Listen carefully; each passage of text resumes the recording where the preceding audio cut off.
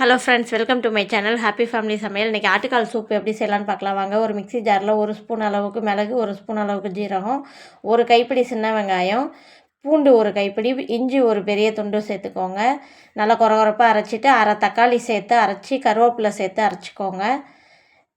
ஆட்டுக்கால் க்ளீன் பண்ணி வச்சுருக்கிறத குக்கரில் சேர்த்துட்டு 1 லிட்டர் அளவுக்கு தண்ணி சேர்த்துக்கோங்க. நம்ம அரைச்சி வச்சுருக்க வெங்காயம் பூண்டு பேஸ்ட்டெல்லாம் அதில் சேர்த்துக்கலாம். கருவேப்பிலை கொஞ்சமாக சேர்த்துக்கோங்க. மல்லித்தழை மேலே கொஞ்சம் சேர்த்து நல்லா ஒரு 10-11 விசில் பக்கம் விட்டுருங்க. விசில் விட்டதுக்கப்புறம் இந்த மாதிரி இருக்கும். ரொம்ப தண்ணியாக இருக்க மாதிரி ஃபீல் ஆனிச்சுன்னா ஒரு 2 ஸ்பூன் அளவுக்கு கார்ன்ஃப்ளவர் சேர்த்துக்கோங்க. நான் கார்ன்ஃப்ளவர் சேர்க்கலை. மல்லித்தழை மேலே கொஞ்சமாக தூவிக்கோங்க. கடைசியாக உப்பு செக் பண்ணிவிட்டு உப்பும் மிளகுத்தூளும் சேர்த்துக்கோங்க. அவ்வளோதான், நம்மளோட ஆட்டுக்கால் சூப்பு ரெடி. இதோட டீட்டெயில் ரெசிபி நம்மளோட லாங் வீடியோவில் வரும், வேணும்னா செக் பண்ணி பார்த்துக்கோங்க. தேங்க்ஸ் ஃபார் வாட்சிங்.